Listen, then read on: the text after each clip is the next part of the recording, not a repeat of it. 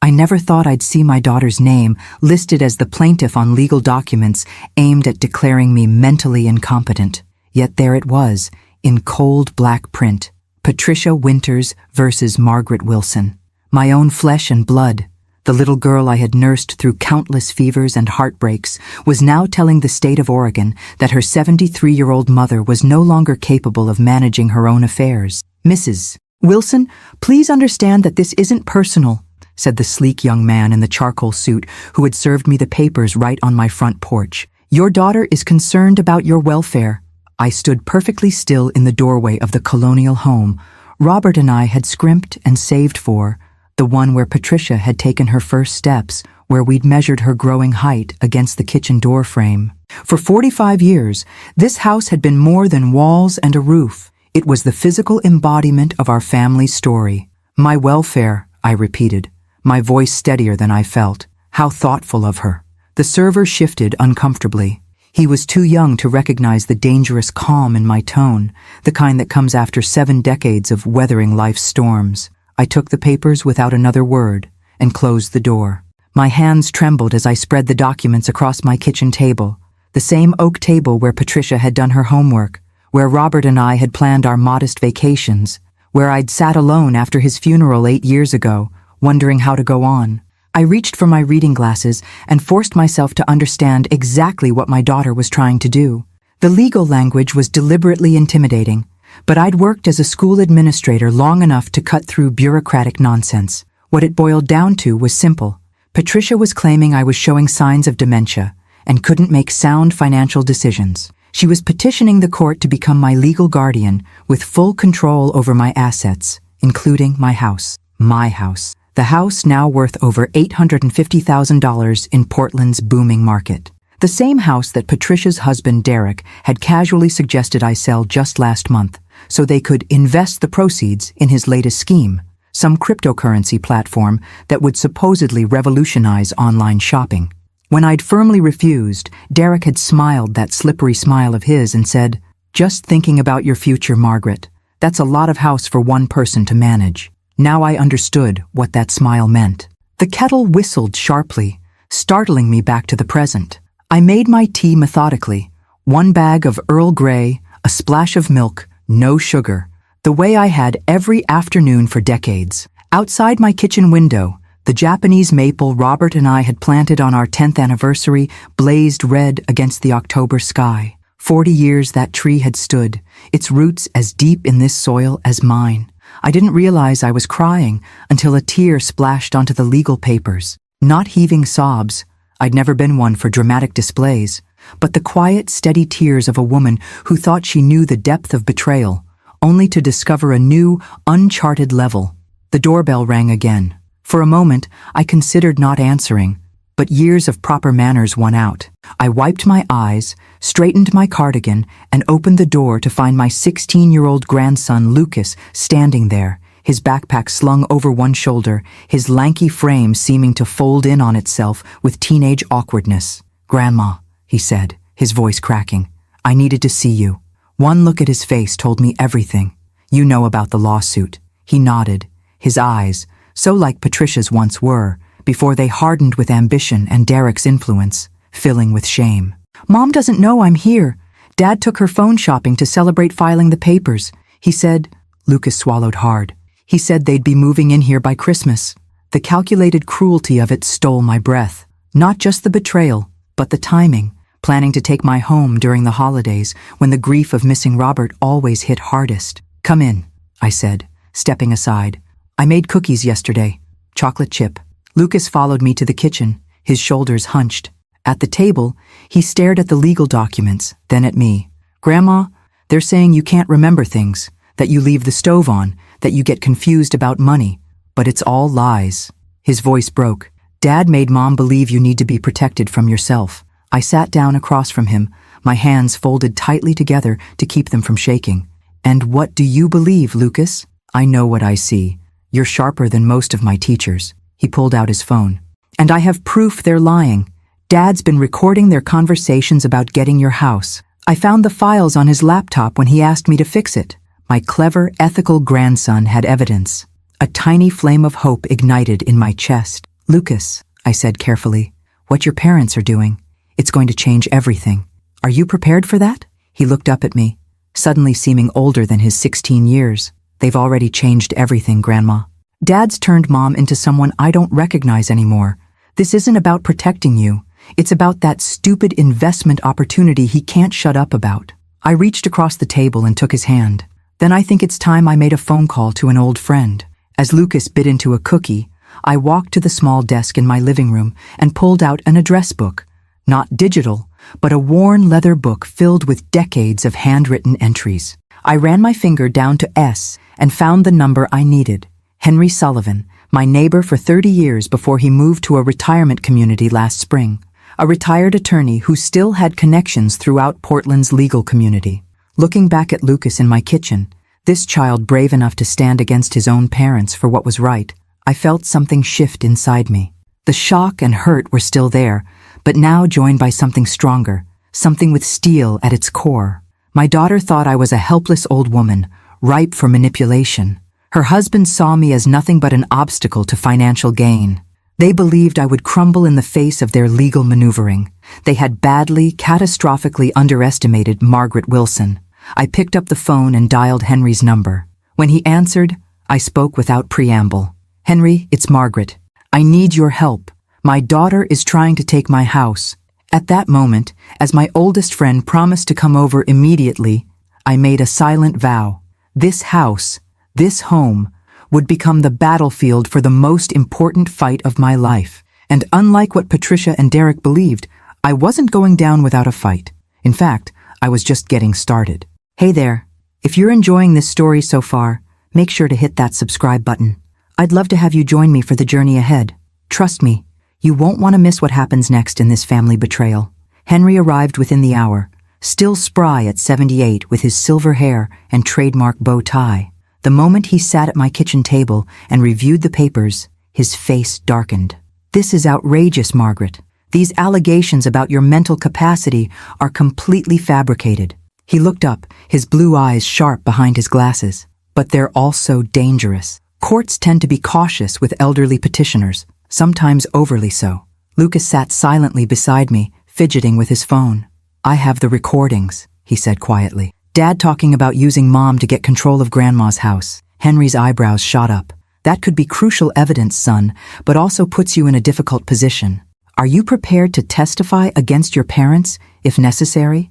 The weight of that question hung in the air. My heart broke, watching my grandson face such an impossible choice. He was just 16, yet here he was, forced to be braver than adults, twice his age. "They're not acting like my parents," Lucas finally said. "The Mom I knew would never do this." I squeezed his hand. "Patricia wasn't always like this. Before Derek—" I couldn't finish. Henry nodded grimly. "I've seen this pattern before. Financial manipulators often isolate their marks from family who might see through them." He tapped the papers. "Derek's using your daughter to get to your assets. Classic elder exploitation technique." "What do we do?" I asked. "First, we need a specialized attorney, someone who exclusively practices elder law." He pulled out his phone. "Sophia Chen, best in Oregon, tough as nails. She was my mentee before I retired." As Henry made the call, arranging an emergency meeting for the next morning, I glanced around my kitchen. The copper pots hanging above the island that Robert had installed himself. The handprint artwork Patricia had made in second grade, still framed by the pantry. The chair where my husband had eaten breakfast every morning for 40 years. This wasn't just real estate. This was my life. "Margaret," Henry said after hanging up, "we need to document your mental competency immediately. Sophia's arranging for a geriatric psychiatrist to evaluate you before the hearing. I'll do whatever it takes. And Lucas," Henry turned to my grandson, "we need to secure those recordings somewhere safe. Can you transfer them without your father noticing?" Lucas nodded. "Already did. Cloud backup with encryption. Dad might know computers for his scams, but I actually pay attention in my programming class." For the first time that day, I felt a spark of something beyond despair. Hope, perhaps, or maybe just the cold determination to fight. "They think I'm a confused old lady," I said softly. "That's their first mistake." "It'll be their last," Henry assured me, patting my hand. "Now let's prepare for tomorrow." After Henry left, Lucas stayed for dinner. I made his favorite meatloaf, working in the kitchen that Patricia now coveted.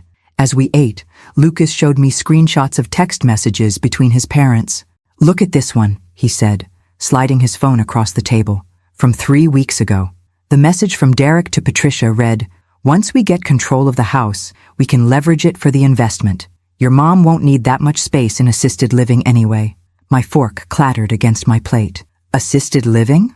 I've never once discussed moving to a facility. Lucas's face was grim. They've already researched places, the cheapest ones. The betrayal burned like acid.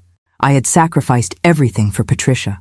Worked 2 jobs after Robert's heart attack left us with medical bills, postponed my own master's degree to pay for her college, celebrated every small victory in her life. Now she was planning to warehouse me while her husband squandered my home's equity.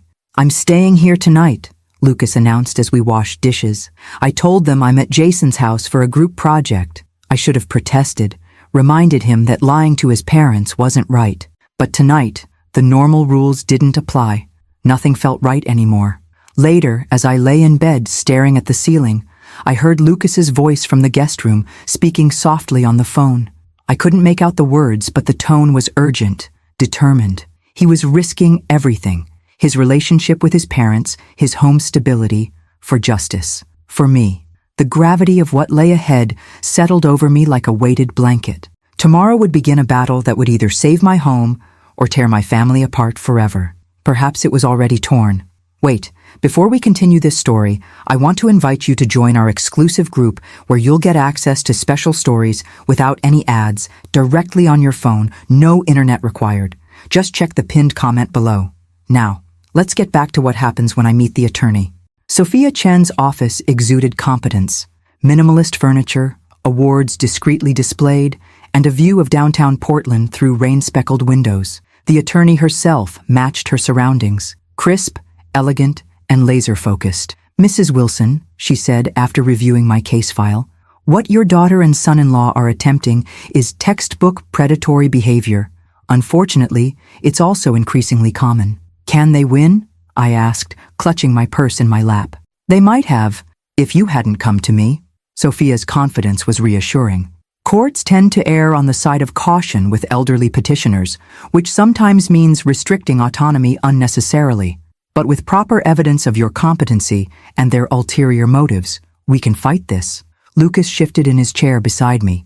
We'd told Patricia he was helping me with grocery shopping. Another lie in our growing collection. "I have the recordings," he said, sliding a USB drive across the desk. Sophia raised an eyebrow. "And you're willing to go on record with this evidence?" My grandson straightened his shoulders. "Yes, you should understand the repercussions," she cautioned. "This will permanently alter your relationship with your parents. They already destroyed it," Lucas replied, his voice cracking slightly.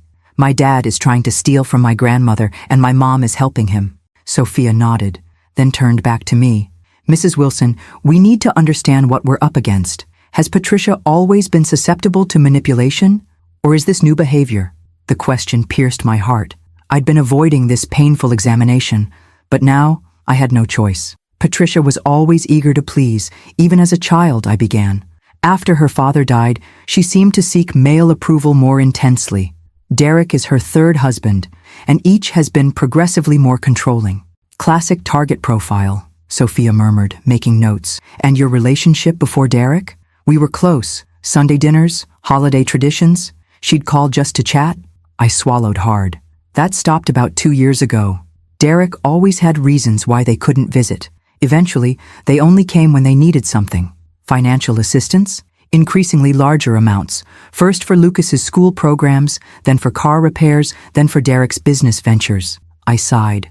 The requests stopped after I refused to help with his cryptocurrency scheme last month. Sophia tapped her pen thoughtfully. And that's when the competency concerns suddenly appeared. "Exactly. We have a strong case, Mrs. Wilson, especially with Lucas's evidence." Sophia leaned forward. "But I want to discuss another strategy, one that might not just win the case, but help your daughter escape this situation." My heart leapt. "You think that's possible?" "I've seen it before." The court battle becomes the wake-up call. She spread several documents before me. "We'll petition, not just to dismiss their case, but to have the court recognize Derek's coercive control over Patricia. We'll request financial protection for both you and potentially her. For the first time since receiving those dreadful papers, I felt a flicker of hope, not just for my house, but for my daughter. As we finalized our strategy, my phone buzzed with a text from Patricia. Just checking in. Are you taking your medications properly?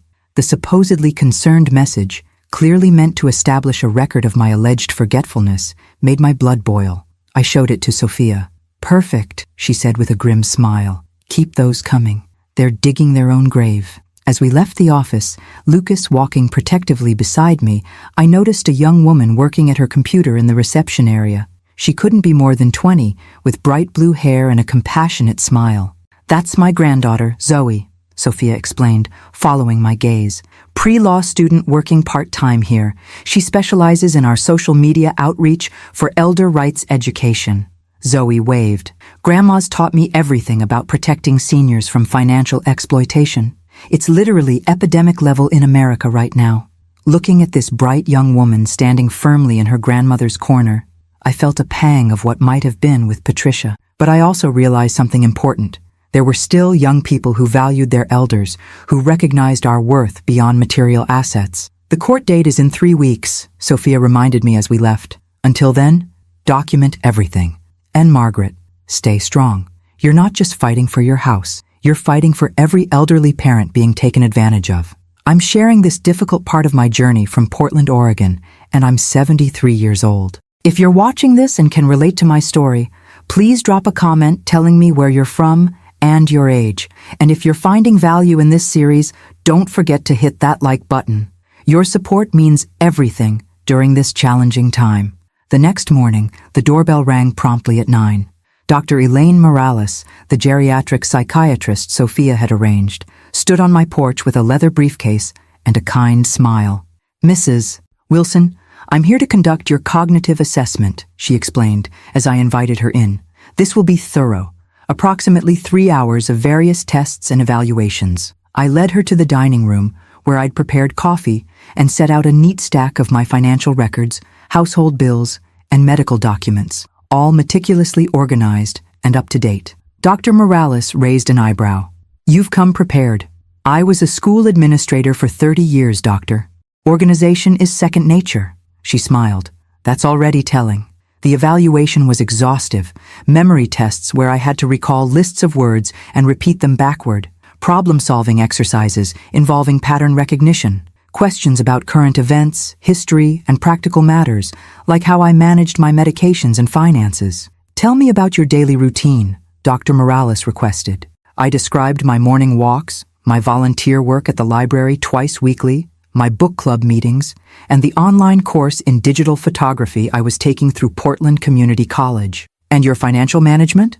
I showed her my perfectly balanced checkbook, my investment portfolio statements, and the spreadsheet where I tracked every expense. I explained how I'd refinanced the mortgage 5 years ago to a better rate, paid off the remaining balance with part of Robert's life insurance, and now owned the house free and clear.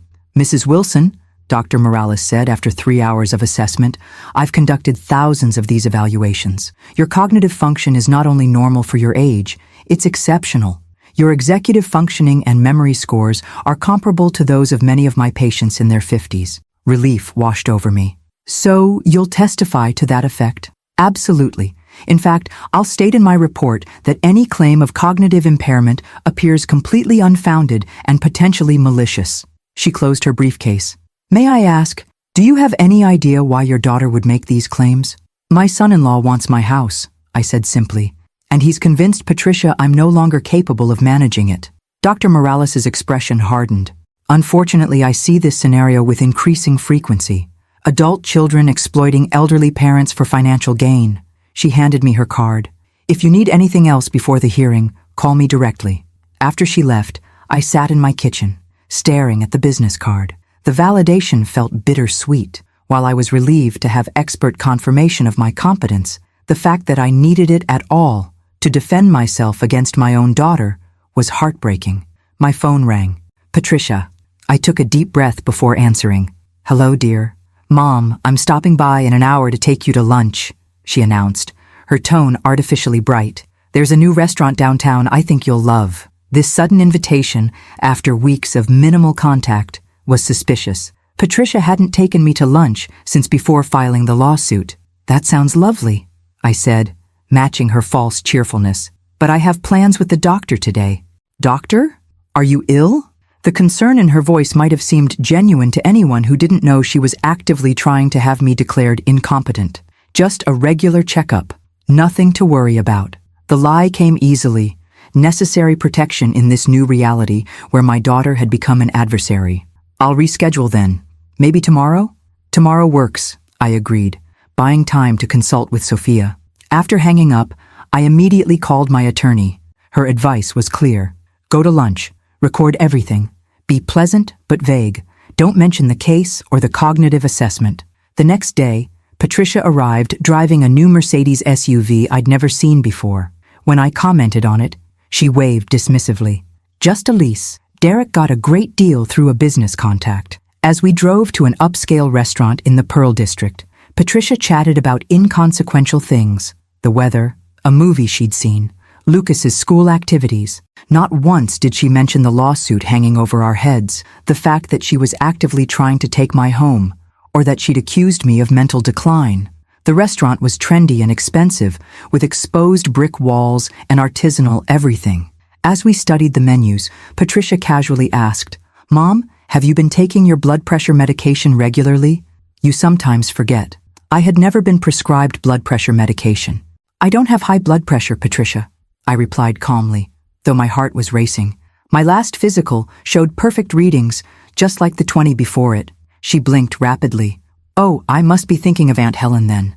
My sister Helen had died 3 years ago from cancer. She'd never had hypertension either.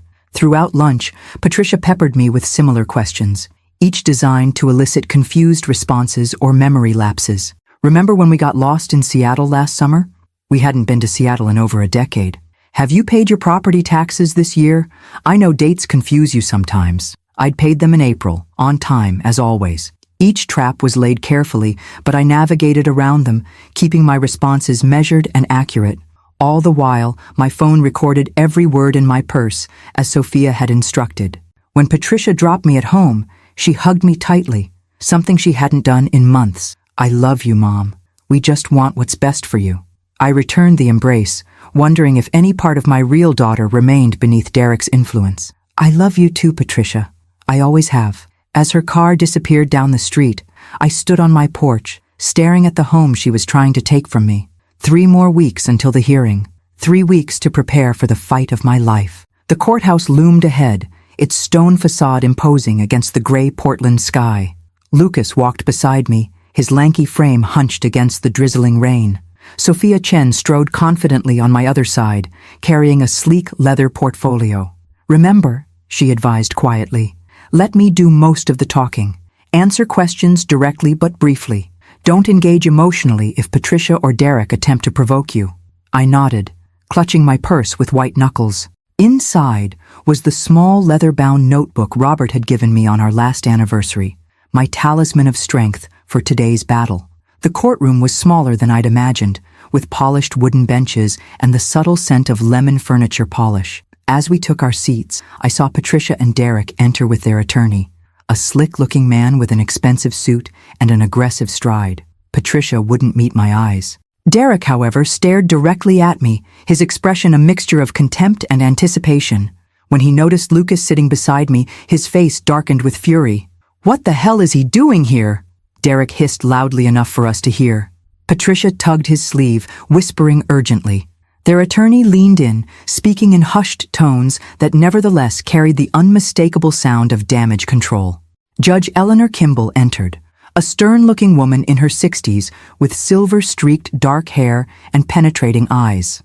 After the formalities, Patricia's attorney presented their case, painting me as a confused elderly woman whose concerning behaviors necessitated intervention. "Mrs. Wilson frequently forgets appointments, leaves appliances running, and has demonstrated poor financial judgment," he claimed smoothly. "Her daughter only wants to ensure her mother's safety and security in her golden years." When Sophia rose to speak, her transformation was remarkable. Her calm, professional demeanor sharpened into something formidable. "Your Honor, This case isn't about protecting an elderly parent. It's about a predatory son-in-law using his wife to gain control of valuable real estate. She paused, letting the accusation land. We have evidence proving Mrs. Wilson is not only fully competent, but that this petition was filed with explicitly fraudulent intent. The judge's eyes narrowed. That's a serious allegation, counselor. With serious evidence to support it, Your Honor. Sophia presented Dr. Morales' evaluation first, detailing my exceptional cognitive function. She then submitted my financial records, showing meticulous management. But the bombshell came when she introduced Lucas's recordings. Your Honor, we have audio evidence of the petitioners discussing their true intentions regarding Mrs. Wilson's property. Derek's attorney jumped to his feet. Objection! Any such recordings would have been obtained without my client's knowledge or consent. Oregon is a one-party consent state for recordings, Sophia countered smoothly. And these recordings were legally obtained. The judge permitted the evidence. As Derek's voice filled the courtroom, once we get control of the old lady's house, we can cash out and finally fund the business. Patricia seemed to physically shrink in her seat. Another recording played, Derek coaching Patricia on what symptoms to report to the court.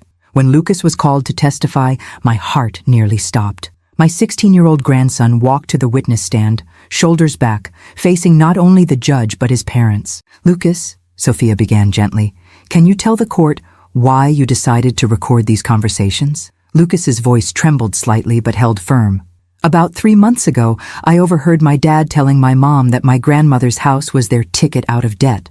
When I asked what he meant, he said Grandma was getting too old to live alone and they were helping her transition to assisted living. Did you believe this was true? No. Lucas looked directly at his mother, who was now silently crying. I spend more time with Grandma than they do.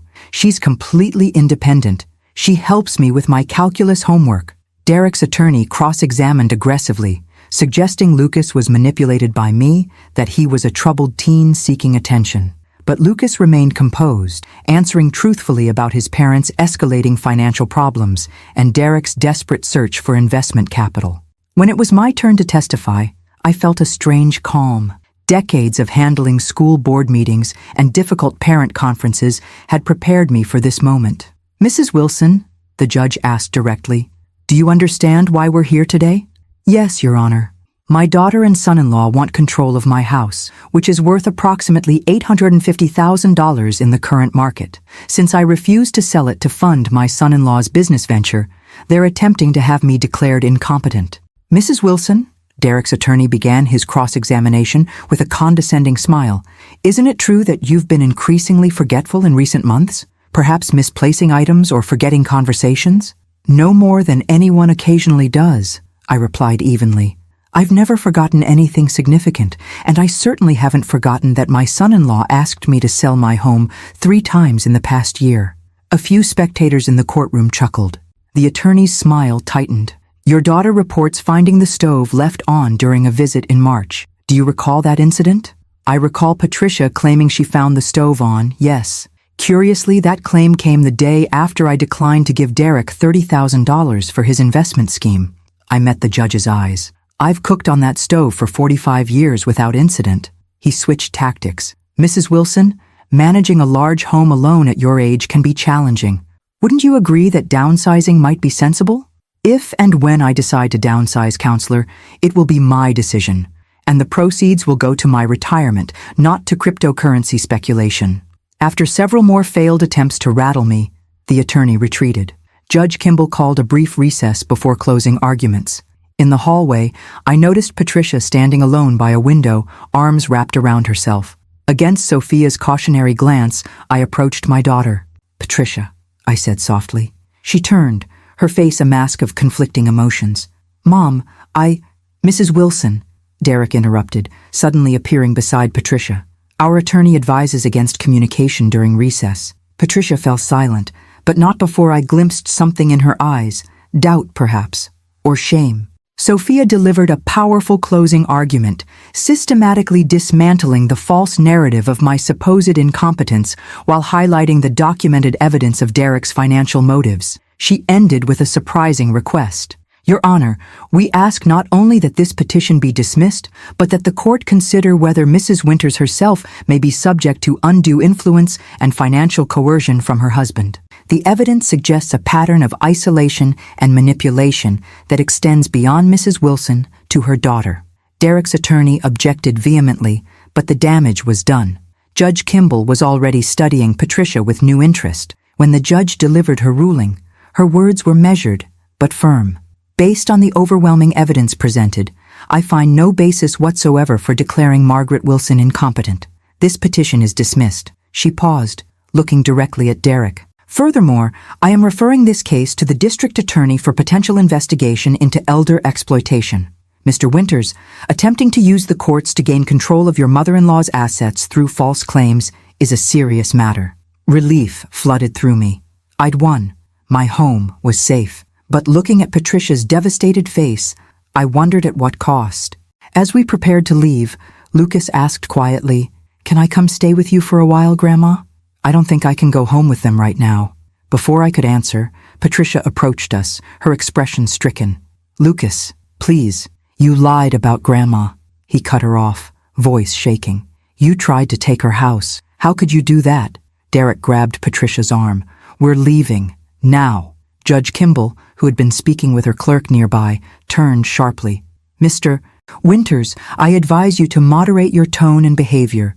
You're still in my courthouse." Derek's face contorted with barely controlled rage, but he released Patricia's arm and stalked toward the exit. "Lucas can stay with me," I told Patricia gently, "just until things settle." She nodded mutely, tears streaming down her face. As she turned to follow Derek, Sophia stepped forward. "Mrs. Winters," she said, offering a business card, "when you're ready to talk about options, call this number. Help is available."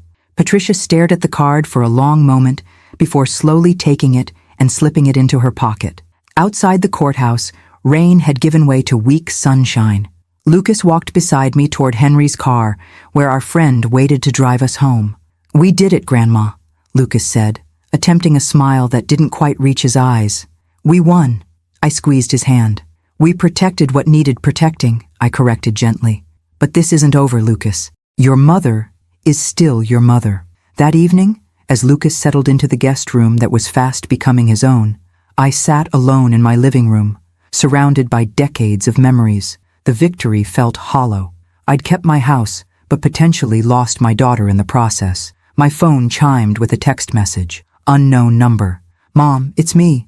On new phone Derek doesn't know about. Can we talk tomorrow?" Alone. Hope, fragile as a bird's wing, fluttered in my chest. If you've been following my journey and found strength in my story, please share it with someone who might need to hear it too. Sometimes the greatest gift we can give others is knowing they're not alone in their struggles. Don't forget to subscribe so you don't miss what happens next. This story is far from over. I suggested meeting Patricia at a small cafe 10 blocks from my house, far enough from home that Derek wouldn't accidentally spot her car in my driveway, but close enough that I could walk there, giving me time to organize my thoughts. The cafe was quiet at 10 in the morning. Just a few remote workers tapping on laptops and an elderly couple sharing a newspaper. I chose a corner table with a view of both the door and the street. Patricia arrived 5 minutes early, which surprised me.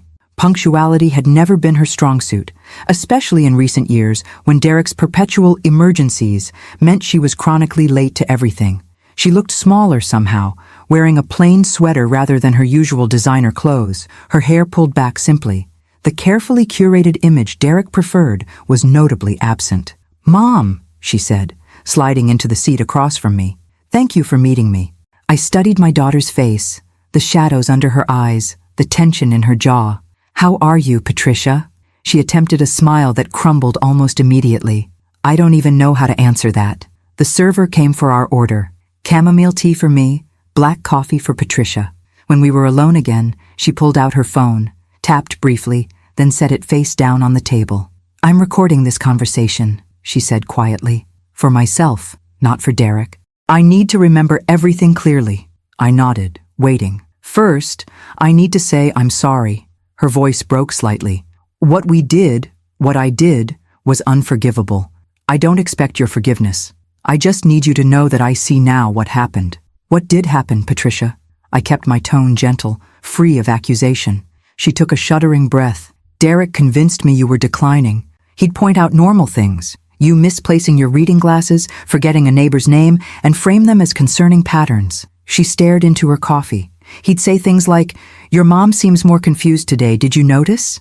Until I started seeing problems that weren't there. "And the house?" I prompted when she fell silent. "He started talking about it last year. At first, it was just suggestions about how the maintenance was too much for you, how you'd be happier in a smaller place."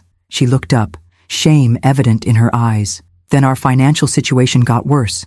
Derek's last 2 business ventures failed. We're drowning in debt, Mom. The house became his fixation, the solution to everything." Our drinks arrived. I wrapped my hands around the warm mug, absorbing this confirmation of what we'd already largely pieced together. "Where is Derek now?" I asked. "At a meeting with potential investors. He doesn't know I'm here." Her hands trembled slightly as she lifted her cup. "After the hearing, he was livid, broke a lamp, put his fist through the hallway wall. He blamed me for not being convincing enough, blamed Lucas for betraying the family." Alarm coursed through me. "Has he ever been violent toward you or Lucas?" "Not physically," she answered quickly. "It's more controlled rage, intimidation. He throws things, breaks things. Afterward, he's incredibly apologetic, loving even." She gave a hollow laugh. "Classic pattern, right? I should have recognized it. I'm a social worker, for God's sake." That was the cruel irony. Before meeting Derek, Patricia had worked at a women's resource center, helping others escape exactly the kind of situation she now found herself in. "Lucas isn't safe at home right now," she continued. "Thank you for giving him shelter. He's my grandson. You're my daughter. You both always have a place with me." Her eyes filled with tears. "I met with Sophia Chen yesterday. She's helping me understand my options." Hope bloomed in my chest. "And what are you thinking?" "I'm scared," she admitted. "Derek has access to all our accounts. My name is on his business loans. He's isolated me from most of my friends." She twisted her wedding ring anxiously. "But I've started taking steps. I opened a separate bank account. I'm gathering important documents. Sophia is helping me develop a safety plan." I reached across the table, covering her hand with mine. "Whatever you need, I'm here." "I know." She squeezed my hand. "That's what makes what I did even more horrible. You've always been there for me, and I repaid you by trying to take your home. You were manipulated, Patricia. I won't pretend it didn't hurt deeply, but I understand manipulation tactics. I've seen it happen to stronger people than you." We talked for nearly 2 hours. Patricia revealed more details about their financial troubles, far worse than I'd imagined, and Derek's increasingly controlling behavior. She'd been contemplating leaving for months, but couldn't see a path forward until the courthouse confrontation forced her to face reality. As our meeting ended, Patricia hugged me tightly. "I'll keep in touch through this phone. It's a prepaid one Derek doesn't know about. Be careful," I cautioned. "And remember, my door is always open." Watching her walk away, I felt a complicated mixture of emotions: relief that she was beginning to break free, fear for what challenges lay ahead, and cautious hope for eventual reconciliation. When I returned home, Lucas was in the kitchen making sandwiches for lunch. "I saw Mom's text," he said, eyes questioning. "How did it go?" I sat at the counter, suddenly feeling every one of my 73 years. "She's taking steps, Lucas. Small ones, but in the right direction." He nodded, processing this. "Is she going to leave him?" "I think so. But these things take time, and they need to be done carefully." "Can I see her?" "She'd like that. We'll arrange something safe." As we ate lunch, I realized this was just the beginning of a new chapter for our fractured family, one that would require patience, courage, and faith in each other. If this story resonates with you, please share it with someone who might need to hear it. Remember to subscribe so you don't miss what happens next in our journey of healing and rebuilding. Your support means everything during this challenging time. 2 weeks after my cafe meeting with Patricia, I received a call from Sophia Chen. "Margaret, are you sitting down?" Her typically composed voice carried an unusual urgency. "I am now," I said, settling into my armchair. "What's happened?" Derek found Patricia's prepaid phone and the documents she'd been gathering. There was a confrontation. "She's okay physically, but she left the house with just her purse." Sophia paused. "She's at my office now. She's asking if she can come stay with you." My heart raced. "Of course she can. Tell her to come immediately." "There's more," Sophia continued. "Derek made threats about ruining both of you. He specifically mentioned the house again and something about cashing in his insurance policy. We've already filed for an emergency restraining order, but I'm concerned about his state of mind. After arranging for Patricia to be driven to my home by Sophia's assistant, I called Henry to update him. Then I spoke with Lucas, who had been staying with me since the court hearing. "Mom's coming here?" His expression was a complex mix of relief and apprehension. "For good?" "For now," I answered carefully. "This is going to be a difficult transition for everyone, Lucas. Your mother is leaving everything behind." He nodded solemnly. "I'll clean up the guest room for her." An hour later, Patricia arrived, carrying only a small overnight bag. Her face was pale, her eyes red-rimmed. When Lucas opened the door, she froze momentarily before pulling him into a fierce hug. "I'm so sorry," she whispered into his hair, "for everything." Over tea at the kitchen table, Patricia explained what had happened. Derek had become increasingly erratic since the court hearing, obsessively tracking her movements and monitoring her phone. When he discovered her hidden preparations to leave, his fury had been terrifying. He kept saying I'd betrayed him, that after everything he'd done for me, this was how I repaid him. She stared into her mug. Then he said if I thought I could take his son and walk away, I had another thing coming. That's when I grabbed my purse and ran. "Did he follow you?" I asked. She shook her head. "I don't think so. I took a rideshare to Sophia's office directly." "We need to call the police," Lucas insisted. "Sophia's handling the legal aspects," Patricia explained. "The restraining order should be processed by morning. Derek won't risk his business reputation by violating a court order." I wasn't so sure. Men like Derek, when cornered, often became unpredictable. I made a mental note to ask Henry about additional security measures. That evening, as I prepared dinner, the three of us together in my kitchen for the first time in years, the weight of our situation settled over me. My home, which Derek had so desperately wanted to take from me, had now become a sanctuary for his wife and son. The irony wasn't lost on me.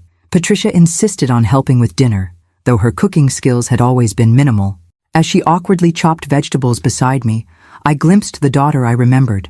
Before Derek, before the distance grew between us, "I've forgotten how to do the simplest things," she admitted, looking down at her uneven carrot slices. "You haven't forgotten," I assured her. "You just need practice." Later, after Lucas had gone to bed, Patricia and I sat in the living room with cups of herbal tea. The house creaked and settled around us, familiar sounds that had comforted me for decades. "I keep thinking about what would have happened if we'd won that court case," Patricia said quietly. "If we'd taken your house. Let's not dwell on what didn't happen." "But I need to." Her hands tightened around her mug. "Derek had already talked to a real estate agent about selling as soon as we got control. He said we'd move you into Pinewood Acres. I knew the place, a run-down assisted living facility on the outskirts of town, notorious for its minimal care and maximal fees. You would have lost your home," she continued, "and I would have remained trapped in that marriage, believing his lies about taking care of you." Her voice broke. Lucas was the only one brave enough to stand up for the truth. "You're standing up now," I reminded her. "That takes courage, too." The next morning, I awoke to the sound of movement in the kitchen. Wrapping my robe around me, I found Patricia making breakfast, slightly burnt toast, and oversteeped tea, but the effort touched me deeply. "I thought I'd try to remember how to cook something," she explained with a self-conscious smile. "It's not great. It's perfect," I assured her, accepting the plate. As we ate, my phone rang. Henry's name flashed on the screen. "Margaret," he said without preamble, "I just drove by your house on my way to my doctor's appointment. Derek's car is parked a block away. He's watching your place." A chill ran through me. "Are you sure it's him?" "Positive." I recognized the black Audi. He ducked down when he saw me drive past, but it was definitely Derek. I thanked Henry and hung up, explaining the situation to Patricia. Her face drained of color. "He's not supposed to be anywhere near us," she whispered. "The restraining order hasn't been served yet," I realized. Sophia said morning. It's only 7:30. We decided to call the police. While waiting for their arrival, I closed all the blinds and made sure the doors were locked. Lucas, now awake and alerted to the situation, kept glancing anxiously out the front window. "He's still out there," he reported, "just sitting in his car."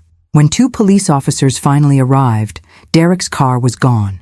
They took our statement and promised to patrol the area regularly. But without the restraining order officially served, their options were limited. "We'll call if he returns," I assured them. and the order should be served today. After they left, Patricia's phone chimed with a text message. She checked it, then dropped the phone as if it had burned her. "What is it?" I asked. She turned the screen toward me, her hand trembling. The message was from Derek. "You can hide in Mommy's house for now, but remember, I always collect what I'm owed. Always." 3 days passed without further incident. The restraining order was officially served, barring Derek from coming within 500 feet of Patricia, Lucas, or my home. Sophia arranged for Patricia to access an emergency fund for domestic violence survivors, giving her some immediate financial independence. We settled into an uneasy routine. Lucas attended school, though I drove him rather than letting him take the bus, unwilling to risk Derek approaching him. Patricia began speaking with a therapist specializing in emotional abuse, sessions that often left her drained but resolute. I watched my daughter slowly reclaiming herself. Small things at first, like preparing meals without anxiously checking her phone every few minutes, or laughing genuinely at something Lucas said without immediately glancing around as if fearing reprimand. On Thursday afternoon, as Patricia and I were sorting through some of her childhood photographs I'd preserved, my home phone rang. "Mrs. Wilson?" An unfamiliar female voice spoke. "This is Zoe Chen, Sophia's granddaughter from the law office." "Yes, Zoe. Is everything all right?" "Not exactly." Her voice lowered. "I was organizing case files when I overheard something concerning. A man came to see another attorney in our building. He was asking about property liens and how quickly they could be processed without the homeowner's knowledge." I felt a prickle of unease. "And you think this man was Derek?" "I'm certain it was. I recognized him from your court hearing." Zoe hesitated. "Grandma's in court today, but I thought you should know immediately." After thanking her, I called Henry, who confirmed my suspicions. Derek was likely trying to file a fraudulent lien against my house, claiming I owed him money. While the attempt would ultimately fail, it could create a legal headache and temporarily cloud my title. "I'll call my contact at the county records office," Henry promised. "We'll flag your property to prevent any surprise filings." That evening, I explained the situation to Patricia and Lucas over dinner. Patricia pushed her food around her plate, eyes downcast. "This is all my fault," she murmured. "I brought him into our lives." "You are not responsible for his actions," I said firmly. "The person who behaves abusively is always responsible for their choices." Lucas, who had been unusually quiet, suddenly spoke up. "There's something you both should know." He pulled out his phone. "Dad's been emailing me, trying to get me to come home. He says he's filing for full custody once the divorce happens." Patricia gasped. "He can't do that. Not after everything. He's threatening to use the recordings against you, Mom," Lucas continued. "Says he'll tell the court you were complicit in elder financial abuse and are an unfit parent. The cruel calculation of it, using a child's evidence meant to protect his grandmother as a weapon against his mother, left me speechless with anger. "He won't succeed," I finally said. "Those recordings clearly show he was the driving force. You were under duress." Patricia reached for her son's hand. "Lucas, I'm so sorry you're caught in the middle of this." "I'm not in the middle," he replied with unexpected firmness. "I'm with you and Grandma. I know what Dad is." Later that night, unable to sleep, I sat in my kitchen reviewing property documents Henry had advised me to gather. The ticking of the wall clock, a wedding gift to Robert and me from my parents, provided a steady rhythm as I worked. A sound from the backyard made me freeze, something metallic, like a gate latch clicking. Then footsteps on the garden path. I turned off the kitchen light and moved to the window, peering cautiously through the blinds. A figure was moving toward the back door, tall, male, dressed in dark clothing. My hand was already reaching for the phone when I heard a key turn in the lock. The back door swung open and Derek stepped into my kitchen. "Margaret," he said with eerie calm, "we need to talk." "How did you get a key?" I demanded, trying to keep my voice steady while calculating the distance to the drawer where I kept a small canister of pepper spray. "Patricia's keychain. I made a copy months ago." He smiled thinly. "Always have a backup plan." "You're violating the restraining order. I'm calling the police." I reached for the phone. "Before you do," he said, "you might want to consider your options carefully." Something in his tone made me pause. He reached into his jacket and removed a thick envelope, tossing it onto the table. "What's this?" "Insurance," he replied. "Open it." Inside were dozens of photographs, all of Patricia, all taken without her knowledge. Patricia entering her therapist's office, Patricia talking with Sophia, Patricia and I at the cafe. Interspersed were printouts of bank statements, emails, and what appeared to be medical records. I've been documenting Patricia's erratic behavior for months, Derek explained smugly. Building a case that she's unstable, vindictive, possibly even dangerous. If she pursues divorce or full custody, these go to the court. Her employer, her friends, everyone. Cold fury rose within me. This is blackmail. This is negotiation. He leaned forward. All I want is what I'm owed. Patricia promised to support my business ventures. Your house represents the capital I need. So this was never about my alleged incompetence, I said. It was always about money. Business, he corrected. Family business, which you're now disrupting.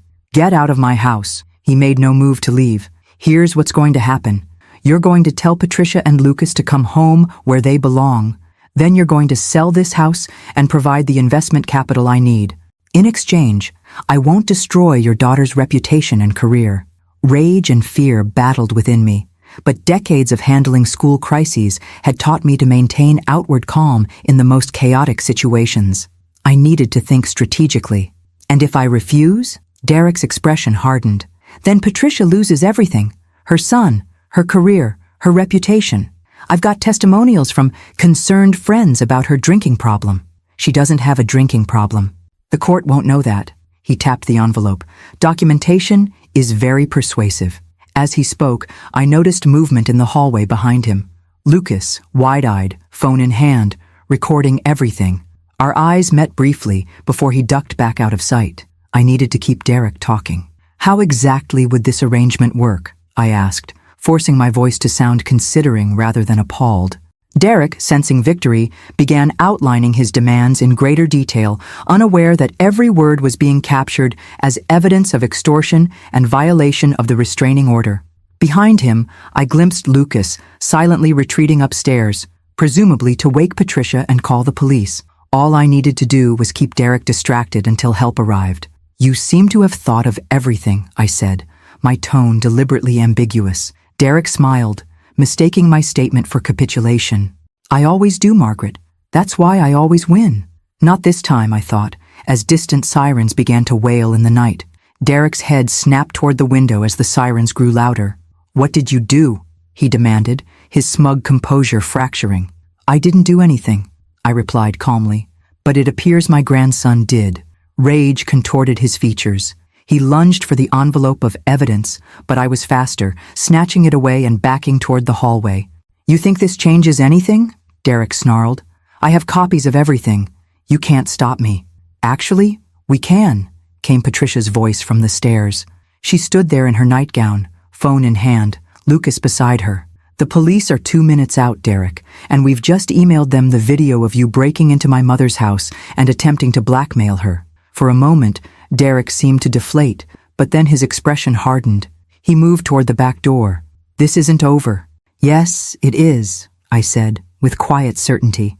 As he yanked open the door to flee, he found himself face to face with 2 police officers, their flashlights illuminating his startled face.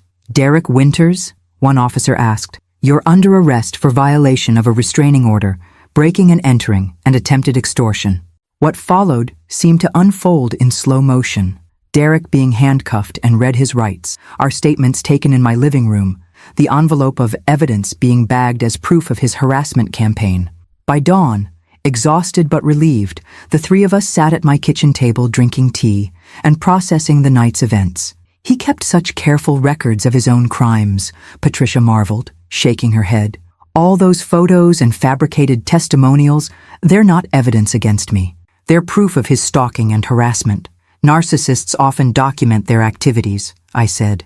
They're so convinced of their own cleverness that they create roadmaps of their misconduct. Lucas, who had been quiet, suddenly looked up. Do you think he'll go to jail? Patricia rested her hand on his. I don't know, honey. But he won't be coming home, and he won't be making decisions for our family anymore. In our family, I repeated softly, feeling the weight and hope in those 2 simple words. In the weeks that followed, our lives began to transform. With Derek in custody and denied bail due to the severity of his threats, we could finally breathe. Patricia filed for divorce with Sophia's help, citing emotional abuse and coercion. The evidence from that night made the process remarkably straightforward. Lucas, freed from walking on eggshells in his own home, seemed to grow taller overnight. His grades improved, and he rejoined the school's robotics team, an activity Derek had dismissed as useless. Patricia faced the hardest journey. Years of gaslighting and emotional manipulation had left deep wounds. Some days were better than others. There were mornings when self-doubt paralyzed her, when Derek's voice in her head told her she was worthless without him. But there were also moments of breakthrough, like when she successfully negotiated a return to her old job at the Women's Resource Center, where her personal experience now added depth to her professional expertise. 6 months after that night in my kitchen, we gathered in the backyard for a small celebration. Henry was there, along with Sophia and her granddaughter Zoe, who had become a frequent visitor and something of a mentor to Lucas.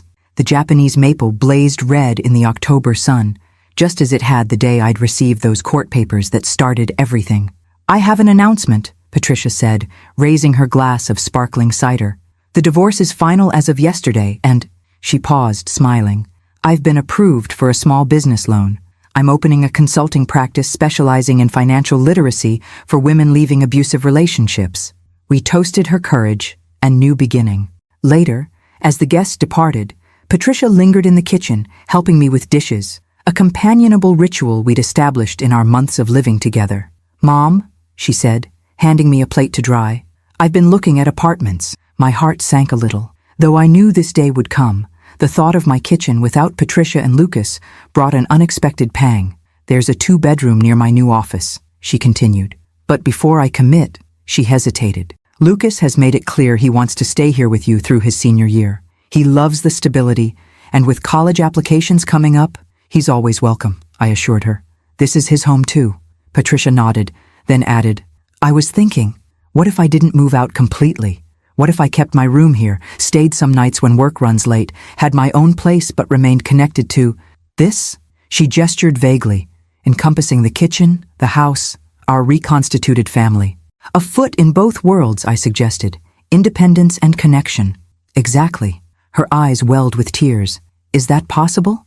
"We get to decide what's possible now," I told her, wrapping an arm around her shoulders. "That's what freedom means." Later that evening, I sat alone on my porch swing, watching the sunset paint the sky in vibrant oranges and pinks. The house behind me stood solid and welcoming, just as it had for 45 years. Not just walls and a roof, but the heart of a family that had nearly been destroyed, yet somehow found its way back to love and trust. Derek had seen this house as nothing but a financial asset to be seized and exploited. In his desperate pursuit of it, he had lost everything that truly mattered: his family, his freedom, his future. I, by defending my home, had gained something far more precious than property: the return of my daughter, a deeper bond with my grandson, and the profound knowledge that some things, integrity, courage, family, cannot be bought, sold, or stolen. The Japanese maple rustled gently in the evening breeze, its roots deep and secure, its branches reaching skyward. Like us, I thought, weathered but standing, broken but healing, separate but connected. Home. I want to thank you from the bottom of my heart for joining me on this journey. If this story touched you in any way, please share it with someone who might need its message of hope and resilience. Remember to subscribe to our channel for more stories of courage and family healing. Your support has meant everything during this challenging time, and I'm grateful for each one of you who took the time to listen to my story. 1 year later, I stood in my backyard beside the Japanese maple, now adorned with twinkling lights for a special occasion. A small gathering of friends and family had assembled on the lawn where chairs were arranged in neat rows. Lucas, looking impossibly grown up in his suit, adjusted his tie nervously as he checked his watch. "She's late," he whispered. "Your mother is always late," I reminded him with a smile. "Some things never change." As if on cue, a car pulled into the driveway. Patricia emerged, resplendent in a simple blue dress, carrying a portfolio under her arm. Behind her came Sophia Chen, elegant as ever, and her granddaughter Zoe, who now worked part-time for Patricia's thriving consulting business while finishing law school. "Sorry we're late," Patricia called. "Last-minute client needed reassurance." The small crowd settled into their seats as Patricia took her place at the front. Today marked the official launch of the Wilson Family Foundation, our joint venture dedicated to providing financial education and housing assistance to survivors of economic abuse. 1 year ago, Patricia began, her voice clear and confident. I was trapped in a marriage where money was used as a weapon against me. My husband attempted to take my mother's home through legal manipulation. He nearly destroyed our family in his pursuit of profit. She paused, making eye contact with several women in the audience, clients of hers who had come to witness this moment. Today, we're transforming that painful experience into purpose. The Wilson Family Foundation will help women secure safe housing, understand their financial rights, and rebuild their economic independence. As she outlined the foundation's programs, I felt a profound sense of rightness. The house that Derek had tried so desperately to take from me was now headquarters for an organization that would help countless women protect their own homes and financial security. Lucas, now a freshman at Portland State studying computer science and business, had designed our website and database. Patricia, rediscovering her professional passion, ran day-to-day operations. I served as board chair, bringing decades of administrative experience to our governance. After the ceremony, as guests mingled in the backyard enjoying refreshments, Henry approached me with a newspaper in hand. "Thought you might want to see this," he said, pointing to a small article. Derek's sentencing was finalized yesterday. I scanned the brief report. 18 months for the breaking and entering, violation of restraining order, and attempted extortion, followed by 5 years probation. It seemed both significant and insignificant. Justice served, yet merely a footnote in the story our family was now writing. Later, as sunset painted the sky in familiar hues of orange and pink, I found myself again on the porch swing. Patricia joined me, 2 glasses of iced tea in hand. "Penny for your thoughts," she said, settling beside me. "I was just thinking about houses," I replied. "How they're more than structures. They're vessels for our stories, witnesses to our lives." Patricia nodded, looking out at the yard where Lucas was explaining something animatedly to Zoe, his hands gesturing enthusiastically. "You know," she said thoughtfully, "when I was married to Derek, I never felt at home, even in our expensive condo with all the designer furnishings. But here," she gestured to the weathered porch, the swing that Robert had hung decades ago, the simple comfort of our surroundings. "Here I always know exactly who I am." We swayed gently in the swing, mother and daughter reconnected, watching the next generation build something new on the foundation we had protected. The house stood behind us, solid and welcoming, not just a structure of wood and stone, but a testament to resilience, to fighting for what matters, to the enduring power of a home built on love rather than possession. In the end, what Derek had failed to understand was the simplest truth of all. A house is made of materials, but a home is made of memories, of courage, of choosing each other day after day. That was something no court could ever take away.